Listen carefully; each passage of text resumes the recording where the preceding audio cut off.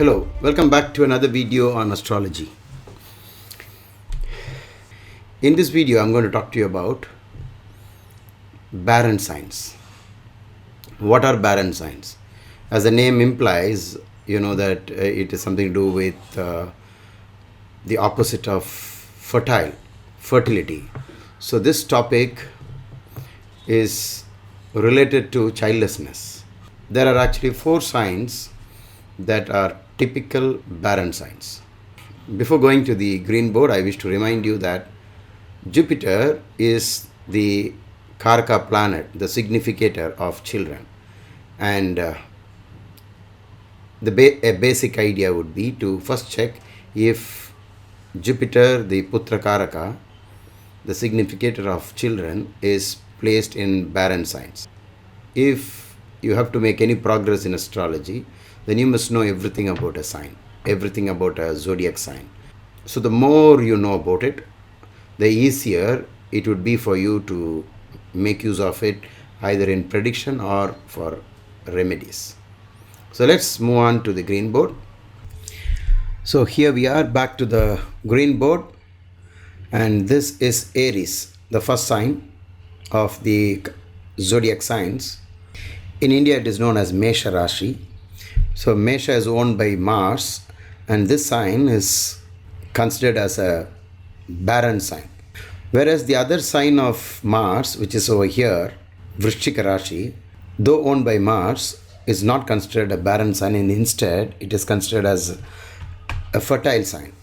All watery signs like Scorpio, like Cancer or Scorpio or Pisces, they have the water connection, and these are related to fertility, obviously because agriculture is always dependent on water, and even the very process of birth, especially with regard to mammals, because the body is suspended in liquid all through in the case of human beings, for the period of 10 months it is suspended in liquid. So water, liquid, and the process of birth is all related, especially because the earth is a watery planet, and that's why we find life on earth. So there is some logic behind all this. So this first sign itself is a Barren sign, and the next one is Gemini or Mithuna Rashi, which is owned by Mercury. And easy to remember, this is both the signs of Mercury, which is Gemini or Mithuna, and Virgo or Kanya. They both belong to Mercury, and both these signs are considered as Barren. The other one is the sign of Leo, and this is also considered Barren. So how do you use this kind of knowledge when it comes to astrology? When you're doing a research on childlessness, when you go through all the classical textbooks, you will be told that the Sun in the 5th house is a problem, or Mars in the 5th house is a problem, or Rahu in the 5th house is a problem. So it obviously means that the 5th house is the key to the matters pertaining to children, or the birth of children. And therefore, if the 5th house falls in any of these signs, that becomes the first most important point. The houses of procreation in the horoscope is obviously the 2nd house, because children add to the family, and the 2nd house is the house of family. The 5th house is also considered the house of children and fertility, because it happens to be the 11th from the 7th house, 7th being marriage or union, and the desired output is children. Therefore, the 11th from the 7th is the 5th house. And so the 5th house and the 11th house. The 11th house is fulfillment of desire. So the basis for childbirth is always desire. So it follows physical union. 2, 5, and 11. These houses are the most important houses when it comes to childlessness.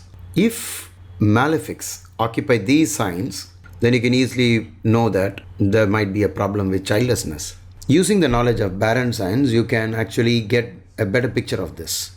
For example, if this sign Aries, which is a Barren sign, has, let's say, Saturn here, and let's say the ascendant is Sagittarius.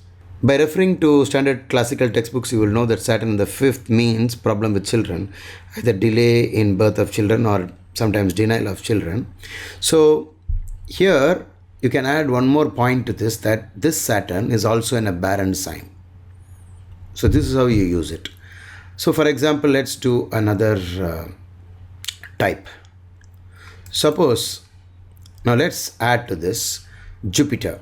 Now, if Jupiter is here, you will have to read it as Jupiter, the Karaka for children, is in the fifth house, that is a Karako Bhavanashaya. But in this situation, Jupiter is with Saturn. And so here we have a situation where these two planets are in barren signs. Now, here is another difficult situation because Rahu is in the fifth house. In any case, it has given rise to a serious dosha concerning fertility. So Sage Bhrigu says the possibility of childlessness is quite high, especially if the sun is here. This is a pure Naga dosha or a Sarpa dosha on the fifth house. Now that we have this knowledge about barren signs, can say that the sun and Rahu are in the fifth house and is also in a barren sign. So now the problem has become two times, and whatever Sage Bhrigu suspected of childlessness, a tendency to childlessness, you can easily confirm here, saying that there will be the case of childlessness. If you want to look at it from another point of view, you will also have to consider where the lord of this sign, Mercury, is placed. Let's say, for example, if Mercury were to be placed here in the 12th house, I will have to read it as the fifth house falling in a barren sign, occupied by the sun and Rahu, and the lord of the fifth house, Mercury, is in the 12th house of loss. So loss through children, loss of children, or no children. You may have already noted that there is a putradosha in this chart because the fifth lord is in the 12th house, but here the chances for child becomes very remote. And so whenever I see a combination like this, I always advise the person, if you're fine with it, please go ahead and adopt a child instead of going in for treatment of the infertility problem. We have come to the end of this video. In case you have any doubts, please type them out in the comment section, and whenever I find the time, I'll answer them for you. And see you soon in my next video.